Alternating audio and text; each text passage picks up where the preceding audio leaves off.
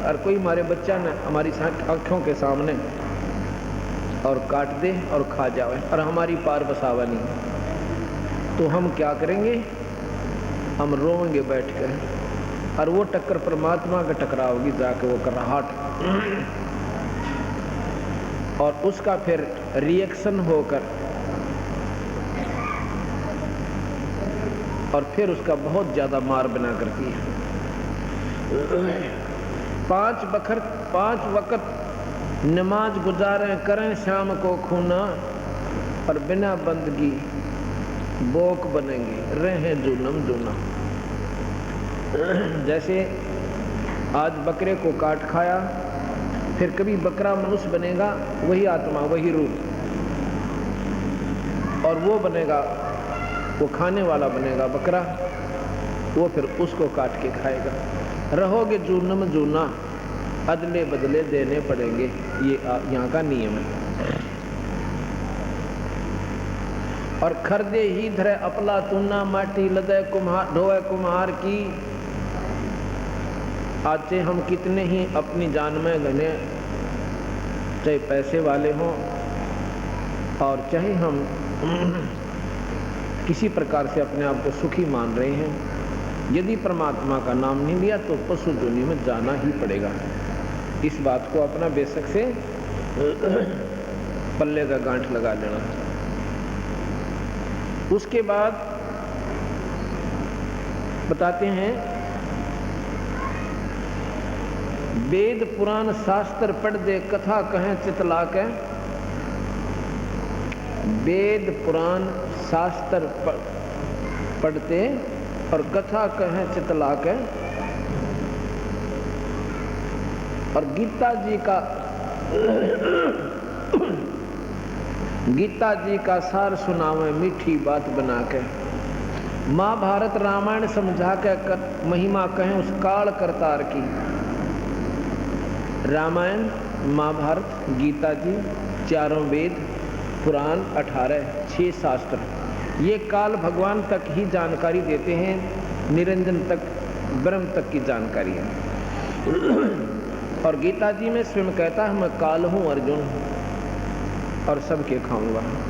रामायण के अंदर भी भगवान विष्णु अवतार रामचंद्र जी आए, उस काल के दबाव से प्रेरणावश ऐसा कारण बना दिया कि नारद ने श्राप दे दिया,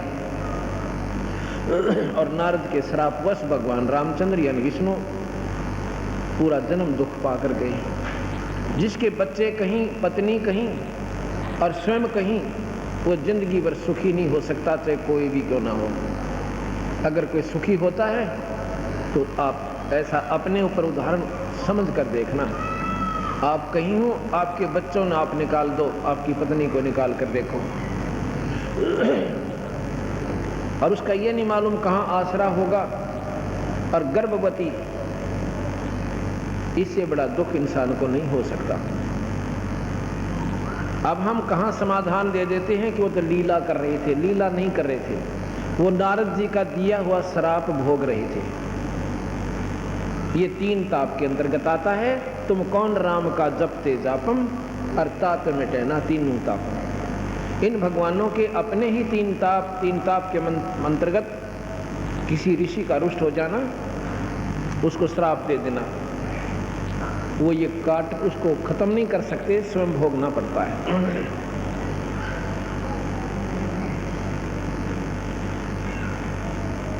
गीता जी का सार सुनावे मीठी बात बनाकर, और महाभारत रामायण समझा के कथा कहें उस काल करतार की, महिमा कहें उस काल करतार की। आपने गीता जी को सुना होगा। गीता एक अनमोल शास्त्र है इस ब्रह्मांड की। वेदों के बाद दूसरा नंबर गीता जी का आता है। वेद वो श्रेष्ठ शास्त्र हैं जो ब्रह्म तक की पूर्ण जानकारी देते हैं, पर आगे का बेरा कौन है। गीता जी भी ब्रह्म तक की उपासना, साधना, उसका प्रतिफल तक की जानकारी देती है। उस परम पिता परमात्मा का इशारा जरूर से, पर साधन पाने का नहीं है, विधि नहीं है।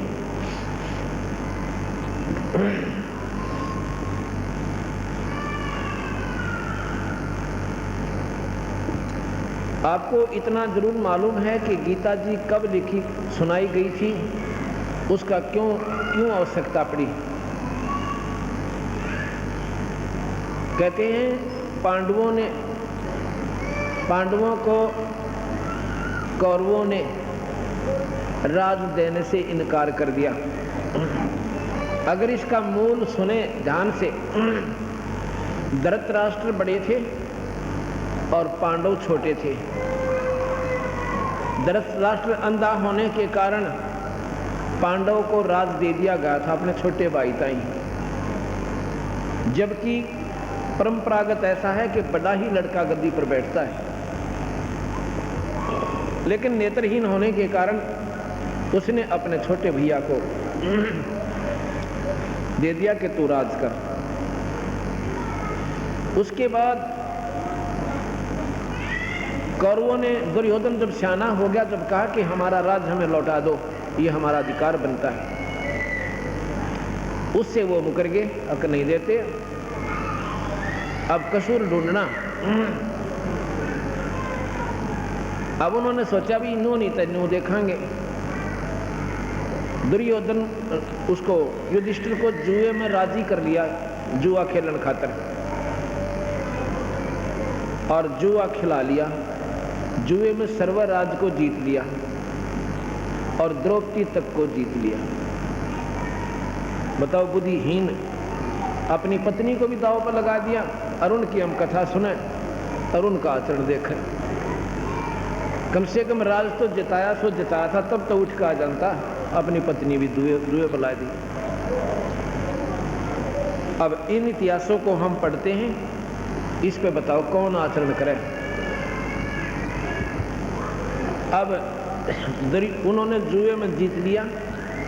अब पांडव कहते हमें राज दो। ये क्या बात हुई भाई, जुए में दुनिया आ रहे से, फिर कौन दे उसने वापस। अब देखना इसके मूल को हम कहाँ अपने आप को सेटिस्फाई कर लिया, अपने आप को आधारित कर लिया। भाई कौरवों का दोस्त था, पांडवों का कोई ना था। अब दोस्त तो यहाँ आप ही देख लेना किसका था। अब वो नाटक में हम कौन देते, हमने जुएम जीत रखा है, जुएम जीती हुई चीज ने कौन दे। आखिर में उनका झगड़ा होने लगा। भगवान कृष्ण ने कहा भाई झगड़ा ना करो दुर्योधन, इनको तू राज दे दे। वो कहने लगा जी राज नहीं दूं, हमने तो जुए में जीत रखा है, क्यों दे दूं राज कि मैं खाला का घर से, और हमारा तो फंडामेंटल राइट है, तो हमारा जन्म सिद्ध अधिकार है। जब मेरे पिताजी राजगद्दी पर बैठे थे, बैठना चाहिए था, उन्होंने इंसानियत की कि पांडवों को, मेरे चाचा को कुछ दिनों के लिए राज दे दिया, ये तो अधिकारी बन बैठे। अब नहीं दो, अब तो हमने जुए में जीत लिया। आ गया भाई, देख लो तारी मर्जी से, तो भाई भाई से लड़ो मत ना। दूसरी बार फिर जाता है कि दुर्योधन कोई बात ना, गलती हो जाया करे, थारे भाई से आपस में फैसला कर लो, लड़ाई अच्छी नहीं। फिर भी नहीं माना। तीसरी बार जाकर कहते हैं दुर्योधन तू 5 गांव दे दे, बाकी मैं आप सुलट लूंगा, भाई इनका भी मन राजी हो जाएगा। ये वैसे तो मान नहीं रहे, इन्होंने भी अभिमान पकड़ लिया, अहंकार मान लिया, तो 5 गांव दे दे और इनको मैं अपने आप मना दूंगा। उसको भी मना कर दिया।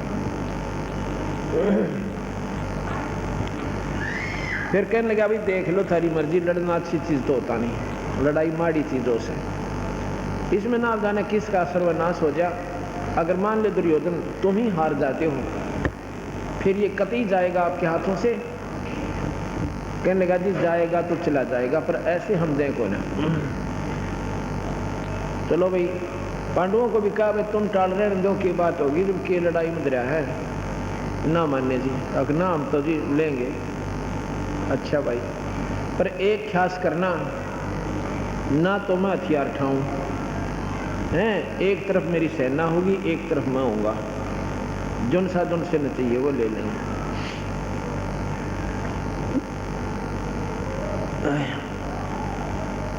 अब क्या होता है कि युद्ध के मैदान में आ जाते हैं, आमने सामने सेना खड़ी हो जाती है, अर्जुन लड़ने अर्जुन ने अपना रथ दोनों सेनाओं के मध्य में खड़ा करवा लिया और देखने लग गया। तो वहाँ देखा अपने छोटे छोटे चाचे ताऊओं के लड़के, उनके लड़के,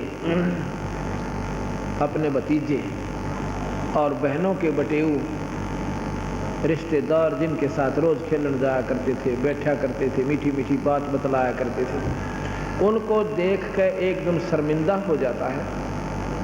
अपने विचार लाता है कि इन मासूमों को मार कर अगर मैं राजा भी बन गया तो मुझे क्या मिलेगा? इस खून से सने हुए राज के ठाट से अच्छा तो हम भीख मांग कर खा लें तो भी चोखा है।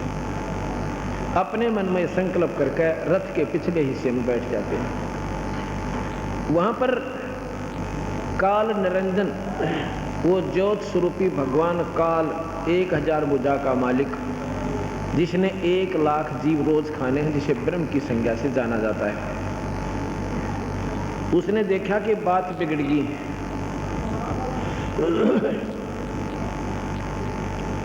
उसने देखा कहानी बिगड़ गई और ईब कृष्ण जी कह देंगे चलो भाई मैं तो पहले ही मना कर रहा था, लड़ा नहीं करते, लड़ाई अच्छी नहीं होती। उसी समय भगवान कृष्ण के शरीर में वो काल भगवान आ गया, जैसे प्रेत आत्मा समा जाती। और भगवान कृष्ण ने तन्यो भी नहीं मालूम तने क्या बोला था उस महाभारत में, गीता के ज्ञान में। इसका प्रमाण बताऊंगा आपने। उसमें कृष्ण को तो ये नहीं मालूम मैंने क्या कहा था। तो उसमें काल भगवान प्रवेश कर जाता है। प्रवेश कर जाता है तो फिर कहता है कि अर्जुन तू भाई खड़ा हो जा, देखो अक्षत्रिय धर्म को भूल रहा है, ये अच्छी बात नहीं है? और जो अगर अक्षत्रिय ऐसे ही अपने कर्म से गिरने लगेंगे तो ये संसार में कैसे बात बनेगी।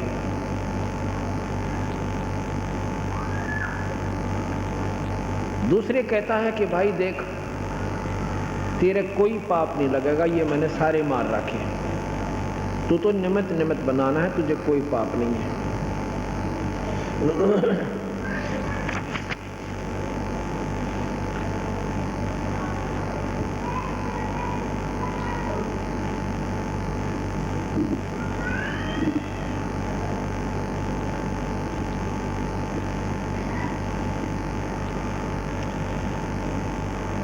अठारहवें अध्याय के 66वें श्लोक में कहा कि संपूर्ण धर्मों को अर्थात संपूर्ण कृत्रिम कर्मों को मुझ में त्याग कर तू केवल मुझ सर्वशक्तिमान सर्वाधार परमेश्वर की शरण में आ जा, मैं तुझे संपूर्ण पापों से मुक्त कर दूंगा। तू शोक मत कर, डर मत ना, काली ना माने, तेने सारे पाप काट दूंगा, तेरे कोई पाप तुझे नहीं लगेगा।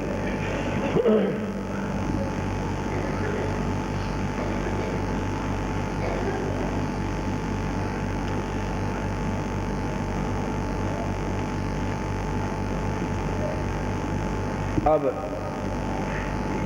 महाभारत शुरू हो जाता है।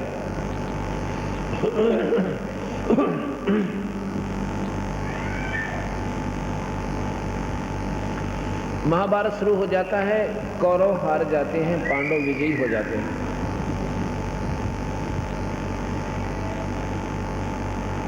उसके बाद युधिष्ठिर को राजगद्दी पर बैठाना चाहते हैं। युधिष्ठिर राजगद्दी पर बैठने से मना कर देता है, कहता है क्यों नहीं बैठ रहे? और कृष्ण जी कहते हैं क्यों नहीं बैठते गद्दी पर, कि मैं कल सुबह सुबह और गंगा पे स्नान करने गया था अपने, तो वहां देख रहा था मेरे कुल की औरतें, दुर्योधन और की रानियां, 101 भाइयों की पत्नियां और उनके मासूम बच्चे वहाँ पर रो रहे थे और बिलक रहे थे। उनकी जो कराहट थी रोने की अब मेरे हृदय से उतर नहीं रही। ऐसे ऐसे करोड़ों बहन और भाई, ना जाने कितने मासूम बच्चे और उनकी पत्नियां करलाट माच रहा होगा, जो युद्ध में मारे गए, उनकी बद्दुआ सारी मुझे लगेगी अगर मैं राजगद्दी पर बैठ गया। मैं इस राजना कभी नहीं करूं। कृष्ण जी ने बहुत समझाया। आखिर मैंने बोला भाई एक काम करो, देखो राजा लोग ऐसे ही करते आए हैं, एक यज्ञ करो, यज्ञ करने से तुम्हें पाप नहीं लगेंगे जो युद्ध में किए थे। एक साधारण यज्ञ करवाई, युधिष्ठिर गद्दी पर बैठ गया। कुछ दिनों के बाद क्या हुआ, युधिष्ठिर जी को बहुत बुरे बुरे स्वप्न आने शुरू हुए। स्वप्न में क्या देखता है कि कटे हुए सिर, बिना शीश के धड़, और ऐसे मेरे मकान में घुस रहे हैं, और ना जाने कितनी बहनें विलाप कर रही हैं और अपने पतियों की लाशों के ऊपर अपनी चूड़ियां फोड़ रही हैं, अपनी मांग पूछ रही हैं, कोस रही हैं राजा को। ये कोई सीमा की लड़ाई नहीं थी जिसमें वीर गति प्राप्त हो जाते। ये तो दो भाइयों का बंटवारा था, और उस बंटवारे पर लठ बजवार दुनिया मरवा दी।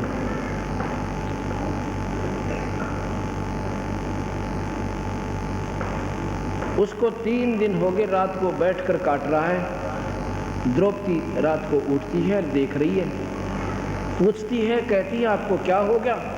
कहता कुछ नहीं हो गया, आप आराम करो। उसने सोचा मैं अपने दुख से क्यों दूसरों को दुखी करूं, ये कष्ट मुझे ही होलेगा।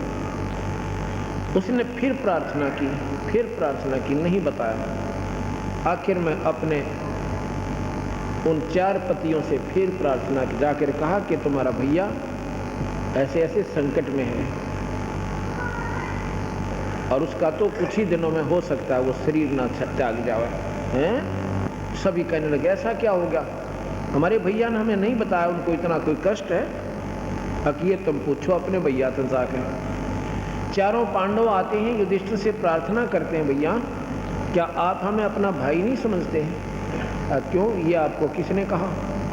आप इतने संकट में हो और हमसे ये छुपा रखा है। क्या छुपा रखा है? आपको रात को नींद क्यों नहीं आ रही है? आपके ऊपर क्या आपत्ति है? कोई राजकीय संकट है, कोई राजनीतिक मामला है तो हमें बताइए, हम साथ हैं आपके। अपने दुख को दूसरे से बताने में हल्का हो जाता है, और नहीं बताओगे तो भैया इसका मतलब आप हमें अपना भाई नहीं मानते। तब उन्होंने बताना पड़ा कि मेरे साथ ऐसे ऐसे संकट है भाई, मुझे ऐसे व्यक्ति दिखाई देते हैं स्वप्न में जैसे जिनके सिर कटे हुए हों, और न जाने कितने को हमारे घर में घुस रहे हैं, और उनकी शक्ल देखकर मेरा तो कलेजा धड़कन लग जाए, नो दिल धड़का भाई, मुझे नींद नहीं आ रही है।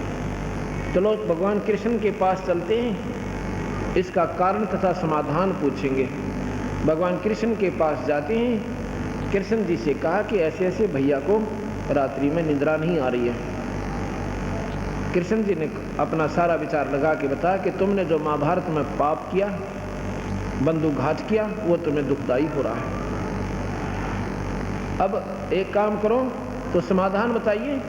एक अश्वमेध यज्ञ करो, सारी पृथ्वी के जीवों को बुलाओ, सभी देवी देवताओं को आमंत्रित करो, सभी ऋषि और मुनियों को आमंत्रित करो, और एक शंख रख दो पंचजन्य, पंचायन भी बोलते हैं उसको, पंच आनन, आनन माने मुंह, 5 मुंह का शंख 100 स्टेज बना कर न्यारी बिन से उस पर रख दीजिए।